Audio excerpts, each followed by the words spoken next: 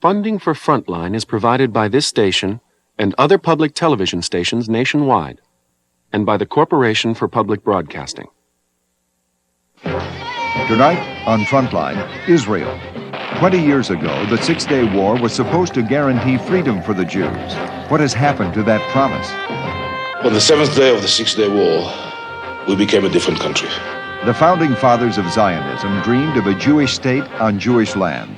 But today, Israel is a country divided by politics, religion, and the Arabs, who still live on soil many Jews consider theirs alone. I see no place for the Arabs in this country. Tonight, Israel, the price of victory.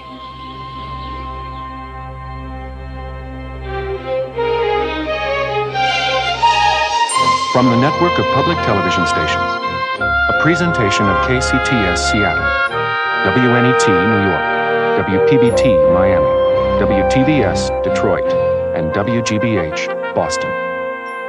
This is Frontline with Judy Woodruff.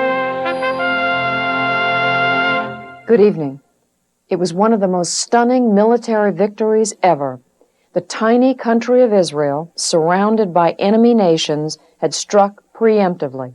It was 1967. In just 6 days, the country went from being a beleaguered nation to a major power. She quadrupled in size, gaining the Golan Heights from Syria, the Gaza Strip and the Sinai Desert from Egypt, and the West Bank from Jordan. That was exactly 20 years ago this month, and much has happened to Israel in the time between. The Sinai Desert has been returned to Egypt. More wars have been fought. Israel is embroiled in international scandal, and today the country is still not at peace with its neighbors or with itself. Frontline producer Ofra Bikel lives in New York and has traveled the world making films. But tonight, she goes back to the country in which she was born and raised. This is her personal essay on what happened in the last 20 years in Israel. It is a film from inside, a film not about war with the Arabs, but about Israel and Israelis, and about the price of victory.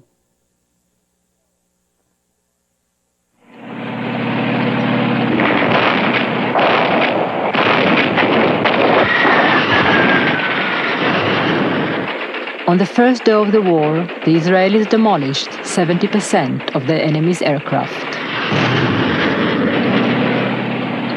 By the fourth day, they conquered the Sinai Peninsula and at 9:30 at night reached the Suez Canal. In the first 4 days, they had entered the old city of Jerusalem and conquered the West Bank of the Jordan River. On the fifth and sixth day, they ascended the mountains to the north and conquered the Golan Heights from the Syrians. It was total surrender of Israel's enemies. It was a great victory.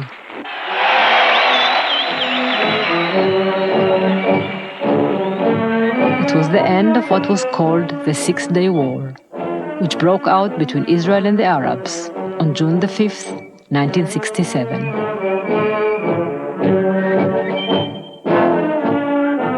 On the seventh day of the Six-Day War, we became a different country. Nothing was ever the same again. The border changed. Society changed. Perceptions changed. Perception of ourselves changed. And at first, it was intoxicating. Only later, much later, we understood what price we paid for that.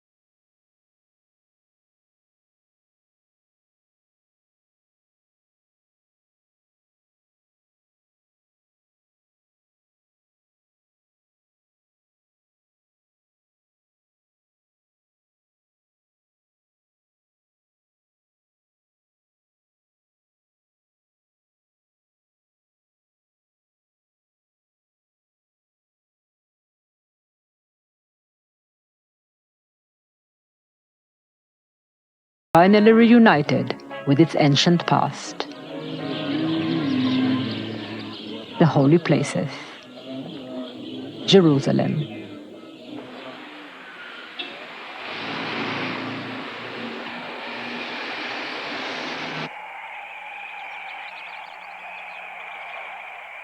And then there were the territories. Most importantly, 2,000 square miles of the west bank of the Jordan River, conquered from King Hussein. This land, most Israelis firmly believed, would be the bargaining chip to be exchanged for peace. But the Arabs wouldn't bargain. And the Israeli government wouldn't push. So eventually, for most Israelis, the only thing that seemed certain was that Jerusalem must remain Jewish. The politically active left wanted to give back the land, and the right wanted to keep it. Meron Benvenisti was deputy mayor of Jerusalem between 1974 and 1978. Ideologically motivated people always know what they want. Therefore, the right and the left knew what they wanted after 1967. It's the normal people, the center, who is always hesitant between the two. And that center, represented by Israeli governments, decided not to decide. They were not pushed to decide. But in that vacuum, forces who knew what they wanted stepped in. And they were mainly the religious chauvinistic forces who pushed the country towards settlement and towards annexation. They called themselves Gush Emunim, the Bloc of the Faithful. And in the early 70s, they set out to claim the West Bank. The government sent in the army to dislodge them.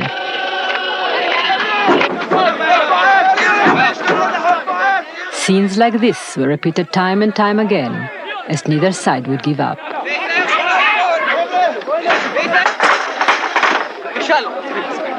13 years later, it's clear who won the battle.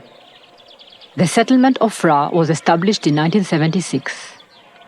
We met Aharon Halamish there, one of its founders. We came to Ofra 11 years ago because at that time, the government, the Labour government that was running the country, they were fundamentally opposed to Jewish settlement on the mountain region of Judah and Samaria. And we supported the Gush Emunim. We wanted to establish a new political reality of establishing settlements here. And I think we succeeded in doing this. They have succeeded because of the firm belief that God had given the land to them and not to the Arabs. I think the Arabs had a role, which they fulfilled up till now, of being a sort of passive custodian of the country at the time when the majority of the Jews were no longer living here. Now I think their job is more or less over. And if they were to understand what their real role is, I think they would of their own volition leave the country because they would realize that this is the country of the Jews. It's never been a question in my mind if it was our land, Jewish land, or Arab land. It was always clear to me that this was part of the historic homeland of the Jewish people. I think if I had had a problem like that, I wouldn't have been rushing out here so quickly.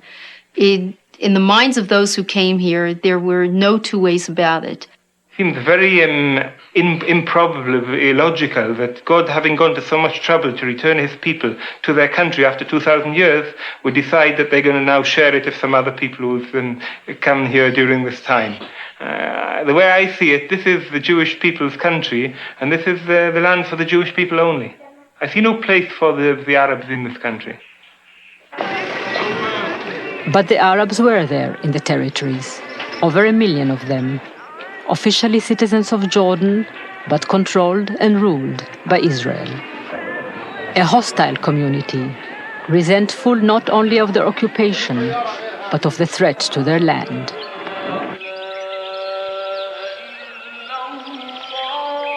As over the years, the Israeli government let the Jewish settlements grow,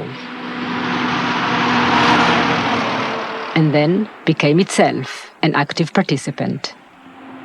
There are now 135 settlements, cities and communities across the West Bank, housing 70,000 people. Many of them have been built by the government to attract young families looking for a decent place in which to raise their children. The government offers them low mortgage rates to bring them here, where they can buy or build their homes.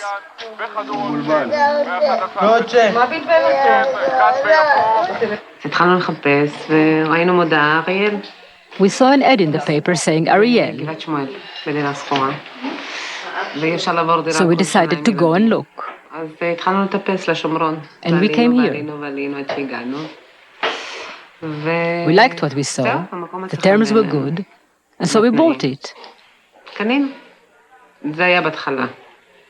The economic factor was much more important than the political factor. There was no political factor. It was a matter of having no choice. Some of them came in spite of their political beliefs, like Amos. It was foreign to me. It went against my political views. I would have loved to live in Tel Aviv, but we couldn't afford it, so we had to compromise. Did you compromise on your political beliefs? Yes, I compromised on my political beliefs. Because I always wanted a house with a garden, a separate house. And the terms enabled me to achieve this dream. The government offers very good terms here because it wants to settle this area, to make it difficult to return to the Arabs. I'm sure that they are not going to return this place. Even if one believes in peace, and we all want peace, I don't want my kids to fight. But to remove people from their homes in order to make peace, this is beyond me. This is my home. There is no question of returning it. They are all aware, they told us, that living in the West Bank, or Samaria, as it is called in Israel, has caused them to shift politically to the right. Today I would vote for the right wing, the Likud, because I live here, not because I like their politics. I too would vote Likud, but I hope they become more decisive. Otherwise I would have to move more to the right. Today I have doubts whether to vote right or extreme right. I feel the same. If the Likud, the right, will not become more decisive, I will vote extreme right. Gradually, since the end of the Six-Day War, we have been turning towards the right. The center has turned into the right, and the left has turned into the center. You can put it in another. Dr. Meir Pa'il is a historian and a general in the Israeli Army Reserve. We say that the nationalists turned to be gradually chauvinists, and the chauvinists turned into racists. So the existing process in Israel is we proceed towards the right. We are getting more and more nationally fanatics. We are, I think, almost crossed the barrage of racism. I won't say racism, excuse me, chauvinism. And we face racism. Kahana is not an accident. He is an outcome of the objective situation. We found Meir Kahana not in the West Bank, but in a small town in the northeast of Israel. Kahana is a New York-born rabbi who immigrated to Israel in 1972. He was voted into parliament in 1984 on a platform which called for the expulsion of all Arabs from Israeli-controlled territories. His constituents are the angry and the disaffected, wherever they are.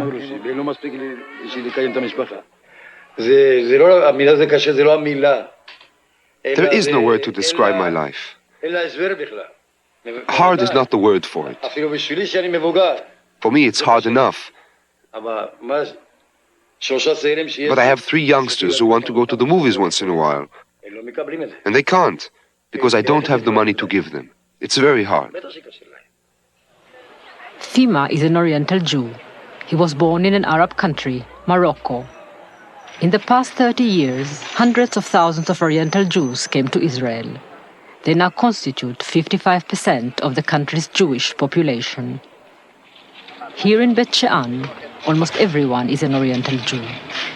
When they first came here close to the border, they suffered from enemy shelling and lived in tents and shacks. Many, like Fima, fought in the Six-Day War, but didn't share in the prosperity that came after it.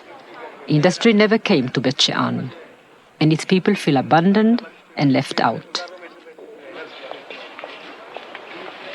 I see myself as a 5th-class citizen. Period. I'm not asking for special privileges. I just want to be treated as a regular citizen.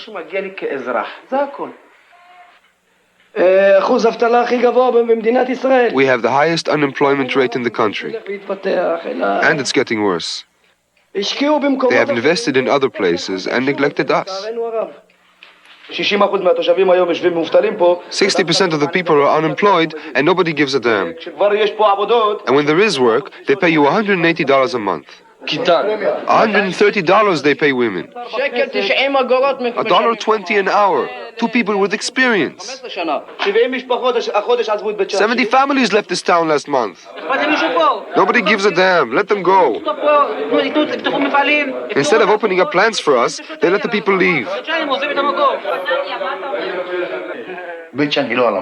Bet She'an is simply not on the map. It's a faraway town. Nobody knows its name. I think it would be better if they just gave it away as a present to somebody. Maybe then it would develop. I know I sound bitter. Hananiah's bitterness has deep roots. I feel that the Oriental Jews are being discriminated against.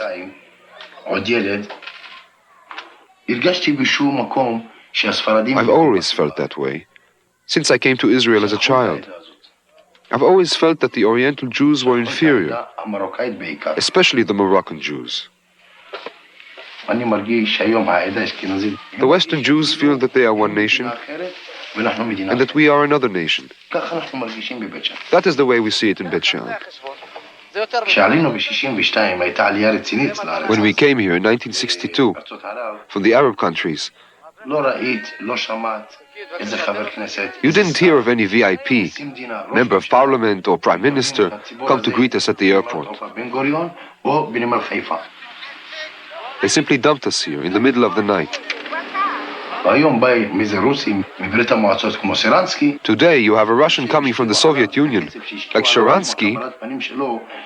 I think that with the money that they spent on his reception, they could have built a whole plant in Bet She'an. It was a wonderful reception, but it hurts.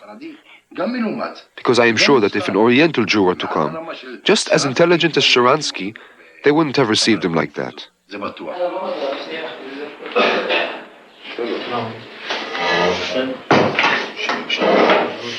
Every Monday and Wednesday, Hananiah checks into the local employment agency.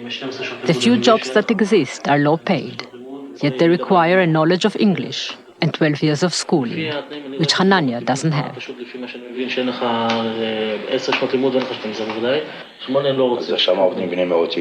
But there are Arabs working there. Surely they don't have these qualifications. Well, we will certainly check into that. We'll see what we can do about it.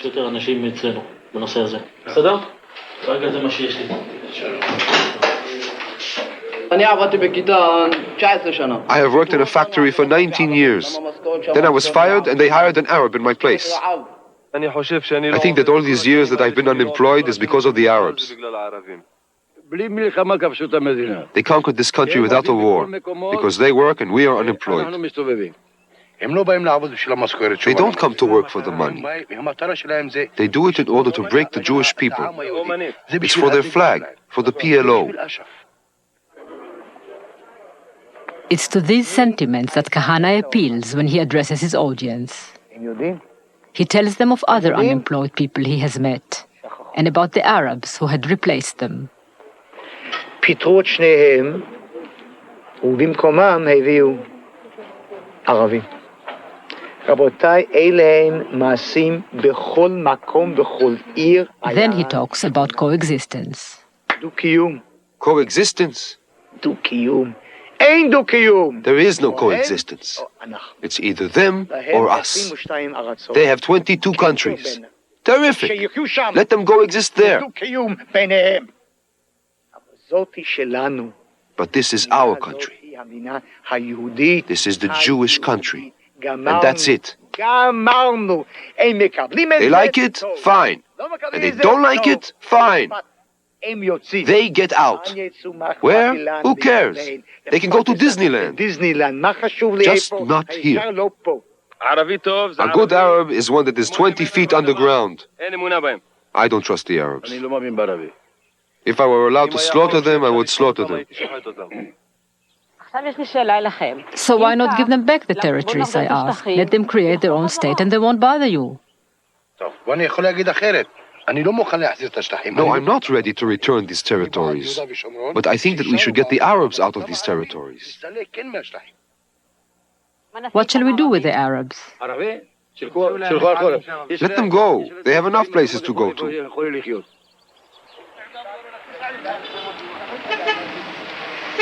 But rather than leave, Arab from the occupied territories pour into Israel. More than 100,000 come to work in Israel every day, performing most, if not all, the menial work in the country.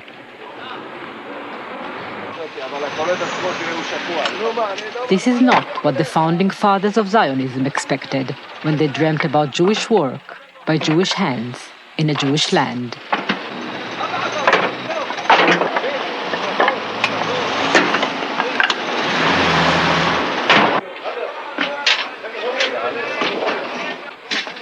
At the top of the echelon, there are the Israeli Arabs. Arabs whose families stayed on through 1948 and became Israeli citizens. They speak Hebrew. And here they offer Israelis the one thing which is truly shared between Arabs and Jews: Arab food.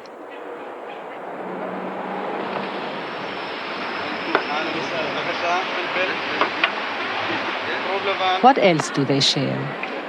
How does the average Israeli in the cafes of Tel Aviv feel about the occupation of the West Bank, the Arab work? Some people we asked seemed to take it for granted. Others said it was unfortunate but necessary. Only a few found it painful, but they weren't doing much about it. They had fought and lost their political battles, they said. Ronit Weiss is 33 years old. She has 2 children. I live my own life, not active in anything today, only raising the children and working and going to the university.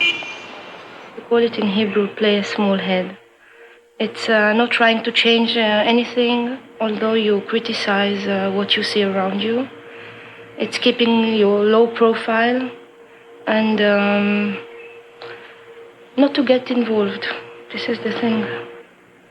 Maybe I'm not better than, the people around me, but it's not the kind of society that I think my parents wanted to build in this country. You see, they came from the Holocaust, and I think that they wanted to make a better people from the Israeli nation.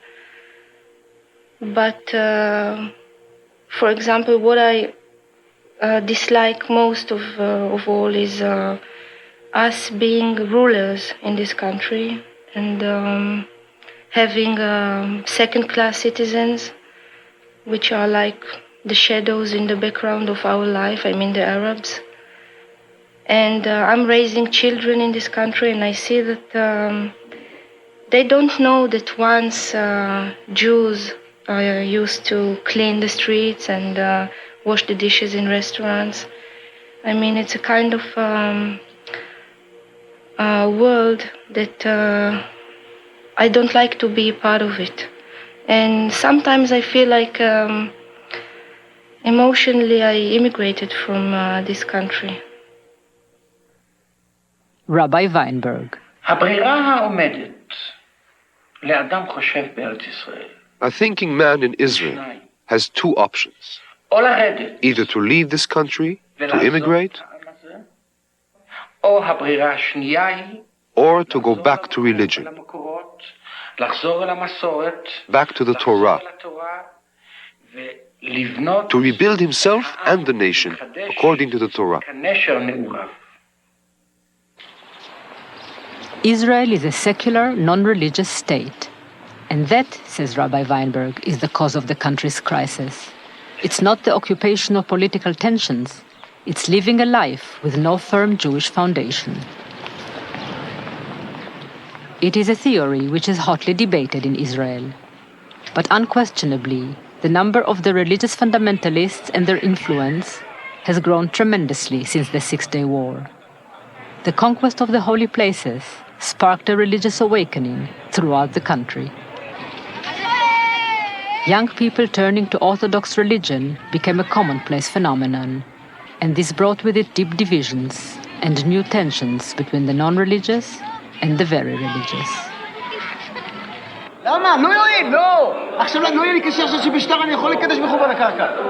Yeshivot, religious seminaries, abound, with many who had left contemporary society and turned to fundamentalist religion, leading a quasi-monastic life of studying Jewish law, arguing, interpreting, and reinterpreting.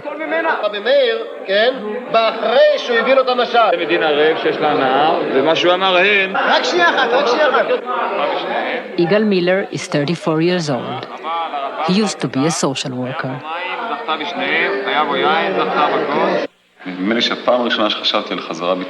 I first began to think of turning to religion at the time of the Six-Day War. I was a boy of 14, and all of us in Israel were hypnotized by the victory.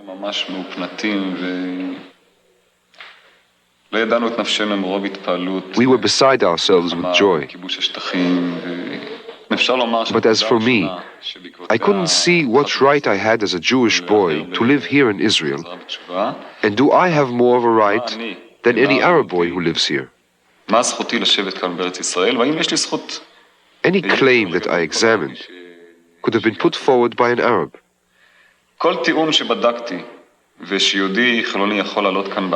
Our forefathers are buried here, so are theirs. Our forefathers fought here, so have theirs. No claim that I examined convinced me that I have more of a right than they do.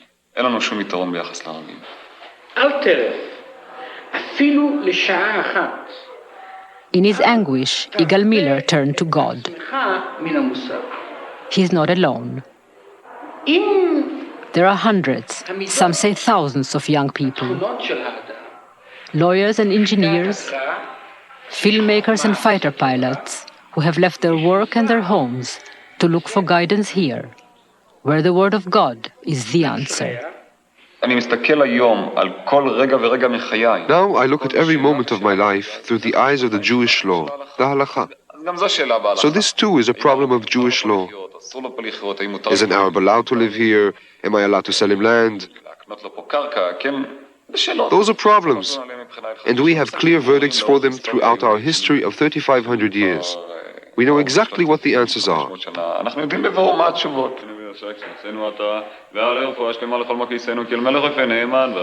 that certainty that the answers are the right ones, and the fervor of this belief that has led some of them to take their families and move to that part of the land which they say God has bequeathed to them in the Bible. Go over this Jordan, thou and all these people, unto the land which I do give to them, even to the children of Israel. Every place that the sole of your feet shall tread upon, that have I given unto you. Even if it means settling here, in the heart of a hostile Arab city, Hebron, a city rich with Jewish history and tradition, but now populated only by Arabs. 38 families live here, opening a new front in the battle for this ancient land.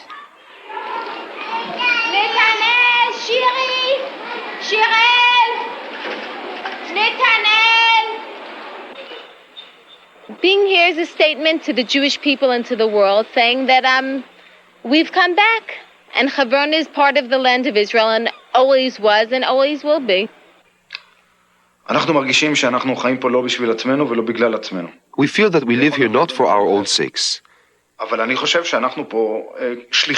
are the messengers of this nation. The people of Israel who have returned to their land must naturally return to Hebron. And we are simply the messengers. Self-appointed messengers of the nation, they live protected by the somewhat reluctant army of that nation. By their will and strength of their belief, they have held Israeli governments hostage. Not daring to dislodge them, the government must surround them and protect them.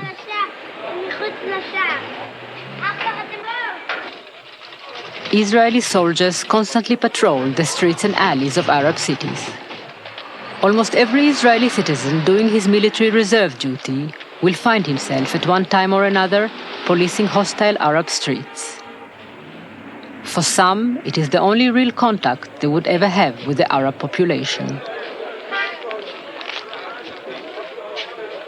I see a real threat and a real danger and a real impact on the Israeli society out of occupation of the West Bank. What happened to the Israeli individual who goes to serve on Miluim, on reserve, and he has to be very brutal in the Kasbah of Shechem or in the Kasbah of Hebron, and he comes back to his own society, to his family, to his social circles, to his work, to his job, to his city, with this experience of brutalization. Avrum Bur, advisor to the foreign minister. The Israelis are being exposed to an experience which is bad for themselves back home. More than that, I will say. The fact that we are engaged in a permanent war situation, conditions, since 48, and it became much more deeper since 67 because it's next door, prevent us from investing the resources, the fiscal resources, the physical resources, the fiscal resources, the manpower, the cultural resources to build the Israel that we want.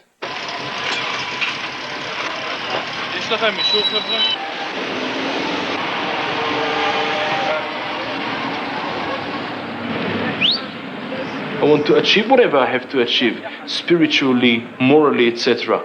And I cannot do it. Why? Because I'm engaged in this kind of occupation.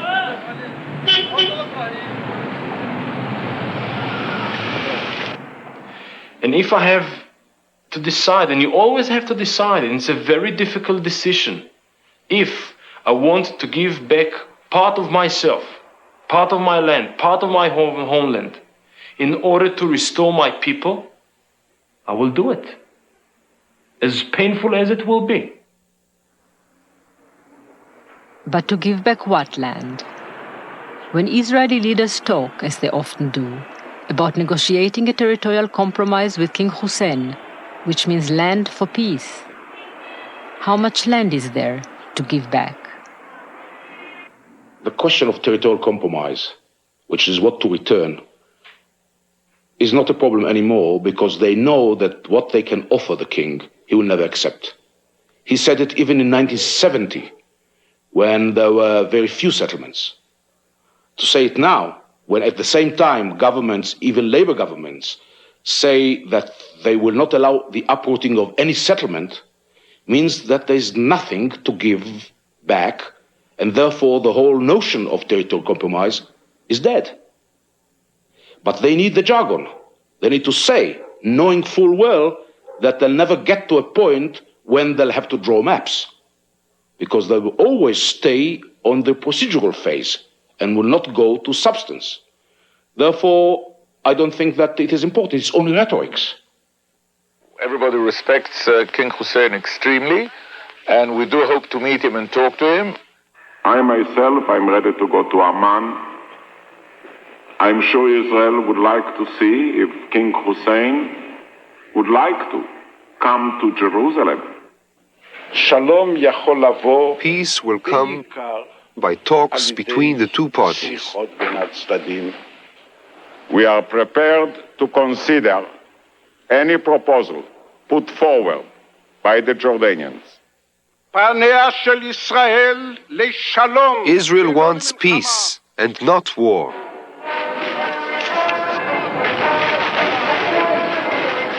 And if there should be war, few people in Israel worry that Israeli children will be outgunned. The worry is that with the occupation, they will be outnumbered. The danger is not to their lives, it's to their way of life. Tzvi Kesse is a sociologist. Now, from the year of 14 down, there is a majority of Arab citizens in the greater Israel area. It means that in 25 years, they will amount to about 50, maybe more % of the population. And then we are stuck.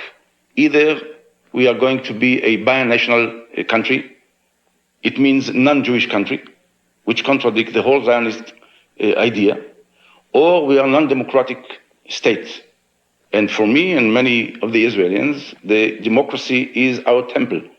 And we are not ready to live in a non-democratic country. Israel can be a democracy, but democracy will be limited to the Israeli citizens. And there is a very convenient way of evading the issue. And that is the Palestinians are occupied. They are not citizens. And they don't demand the vote. They are disenfranchised, but this is occupation. So you are not faced with a dilemma, because you need the Arabs to demand the vote. And Israeli cannot demand the vote for the Arabs if the Arabs don't want that vote. And they don't want the vote because they don't want to be part of the Israeli system. They want to have their own system. They will have their own government. So the problem, the dilemma and the moral problem doesn't bother the Israelis, because there is no problem. Democracy is therefore limited to the Jewish segment.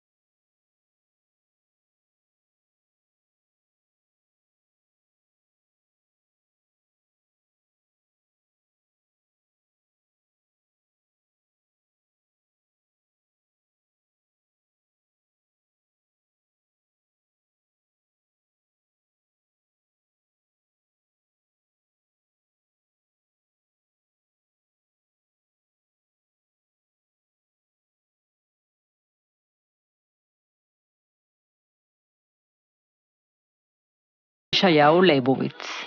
It's a very agreeable situation. Highly agreeable situation. We have a very high standard of living. by the money of the American taxpayers. A very comfortable life. What have I done for you, baby? Well, what have you done for me lately? What have I done for you lately? Well, what have you done for me, baby? Professor Leibowitz, scientist and philosopher, is one of the country's most important thinkers.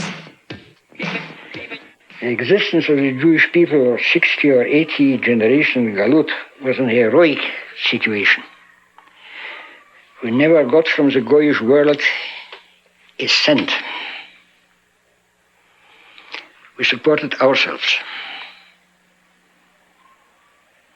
We maintained our own institutions. Now we have taken 3 million Jews, gathered them here, and turned them over to be parasites. We are parasites of America, and in some sense, we are even the mercenaries of America.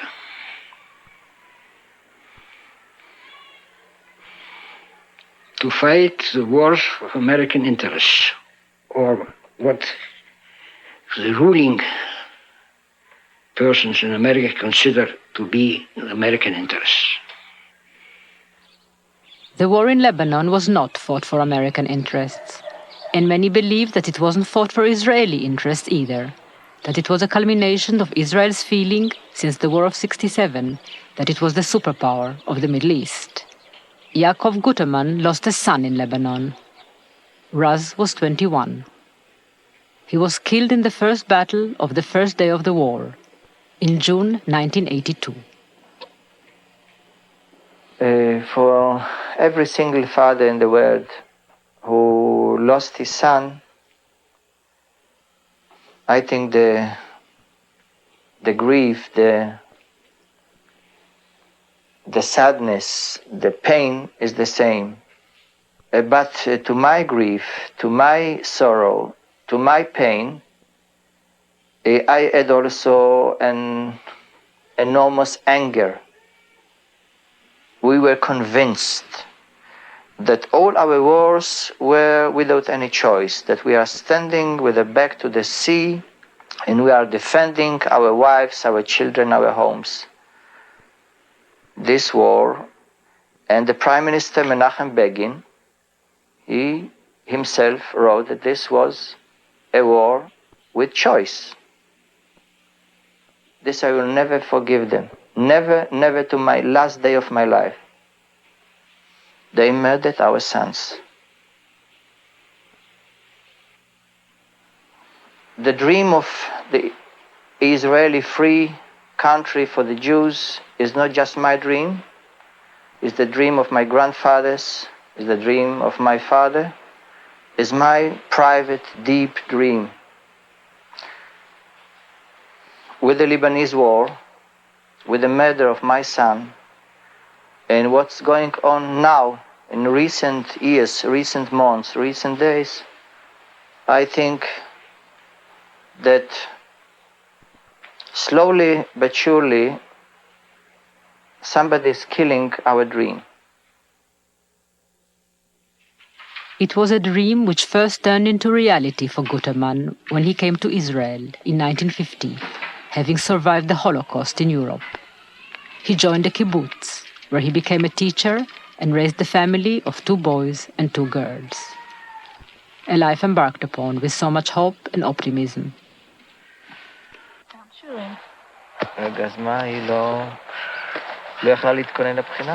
Till the fall of our son, I was a very optimistic person.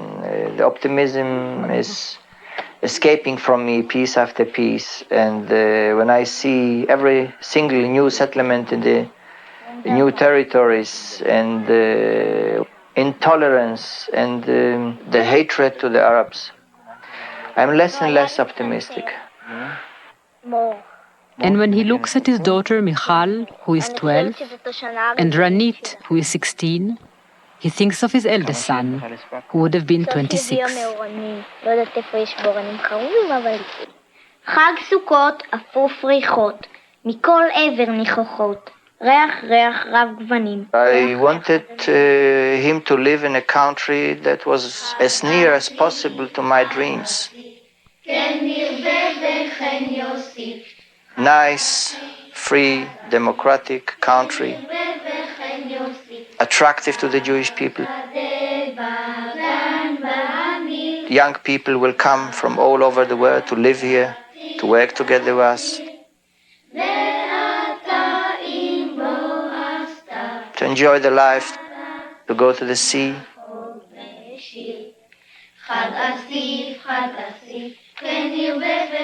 to enjoy our beautiful sun, our beautiful landscapes, as every human being in the world is right. What's going now with the cycles of war every 7, every 8, every 10 years? Young Jews are not coming to Israel, they are escaping from Israel. This is the beginning of our end.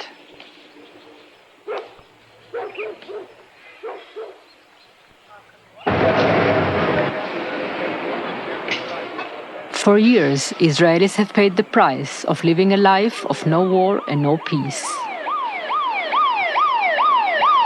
Bomb threats and acts of terror have become a part of the Israeli reality.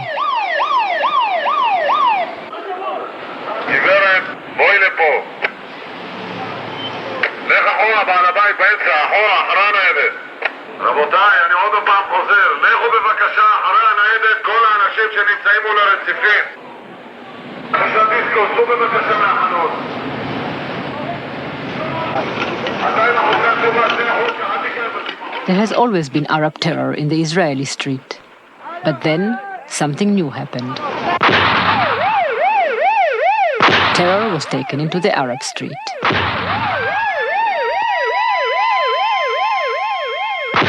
Arabs were maimed and killed and bombed by Jews. And new terms began to appear: Jewish terrorists and the Jewish underground.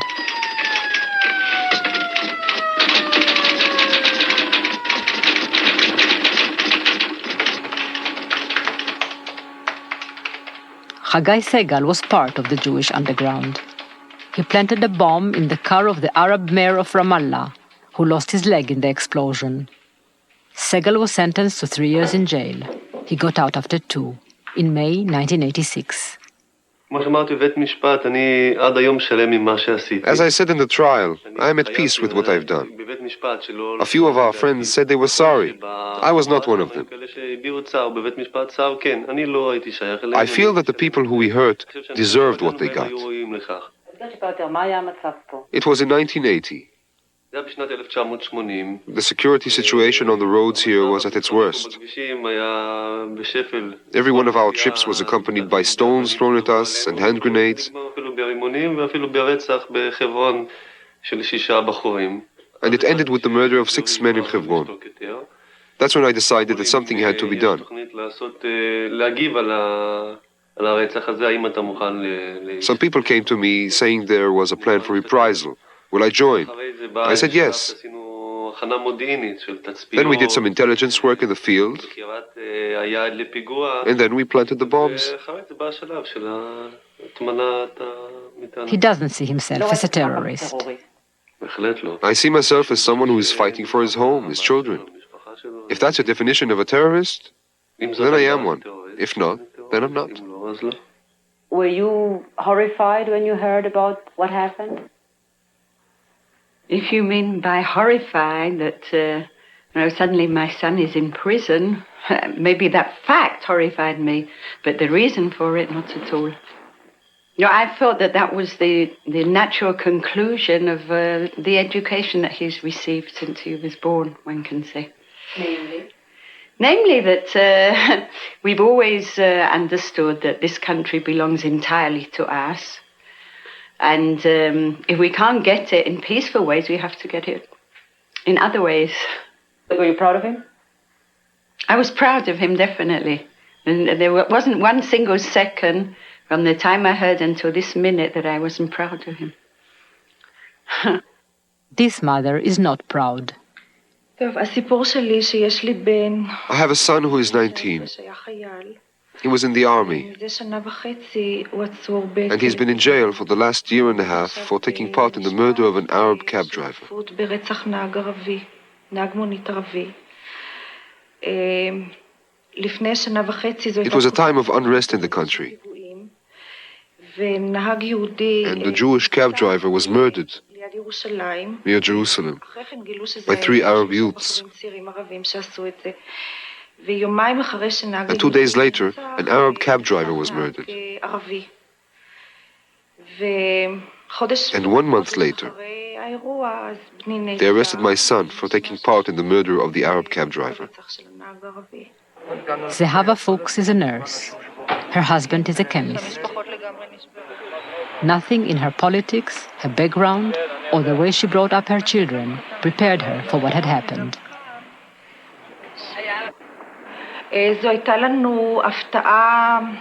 It was a terrible surprise for us. We never expected anything like that. We are a home with non-extremist political views. And we never had any discussions at home which could give us a hint that any of our children may have an extremist point of view. But now she finds herself sitting with the members of the so-called underground, next to Hagai Segal, in a demonstration calling for the pardon of the 6 underground members who are still in jail. She doesn't share their beliefs, nor does she condone their acts, yet she has thrown her lot in with theirs, believing that they will succeed in their fight to free their people, while she will not, that they have the political lobby and the sympathy of the public. When the underground members were caught, everyone said they were good people. The media described them as patriots. Even those who were against what they've done said maybe it's the wrong thing to do, but the motives were good. She believes that this had influenced her son, who, like other youngsters, regarded the underground as a role model. It is the underground's violent actions and the public's ambivalence towards them for which she feels she is now paying the price. There is a very heavy price that we pay for no war, no peace. Because you don't know what norms to apply to the situation. At war, you kill an enemy and you get a citation. Humanistic values are suspended. It is an environment that is devoid of humanistic values. At peace, you kill a person, you go to jail, you are hanged. But when you are in a situation that is neither war nor peace, then, and you have no guidance, then you don't know what norm to apply to that situation. When I say, for instance, the situation is irreversible, what I'm really saying is, my friends, there is a price. You cannot think that all the time you can make mistakes and nothing is going to happen to you. Evil sticks to the hands. I feel like a Greek tragedy. This is not how we've brought up our children. This is not what we had in mind for them. But suddenly we find ourselves in a situation which has nothing to do with our beliefs. And as I heard her talk about her son, anguished over the past and wondering about the future, I thought of all the Israelis who are also anguished and wondering. This is not what they had in mind or what they planned. This is not the road they had set out to walk 20 years ago. Then there was so much hope and expectations of building a great future for their children in a country which was safe, independent, and just.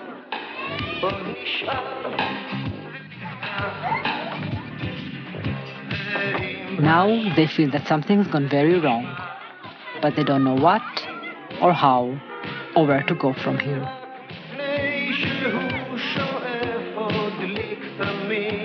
So they just keep going on and on.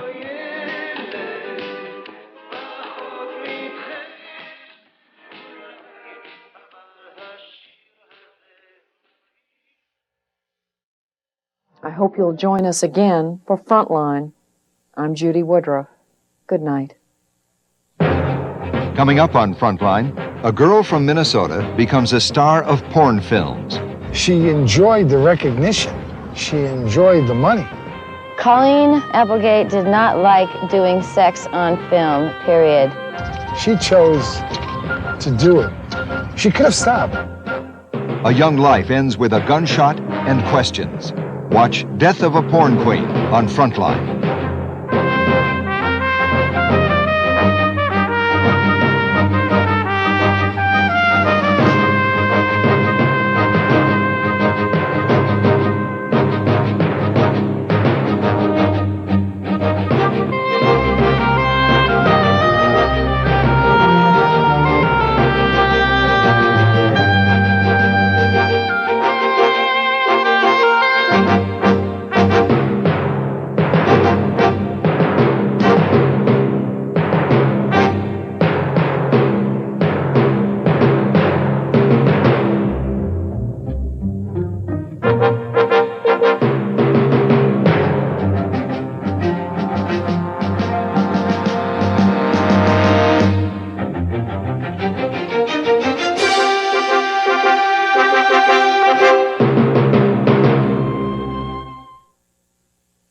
For a transcript of this program, please send $4 to Frontline, Box 322, Boston, Massachusetts, 02134.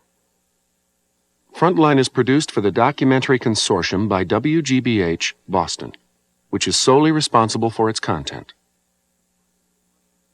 Funding for Frontline was provided by this station and other public television stations nationwide, and by the Corporation for Public Broadcasting. Schools, colleges, and other organizations interested in purchasing or renting video cassettes of this program may call 800-424-7963 or write PBS Video, Post Office Box 8092, Washington, D.C. 20024.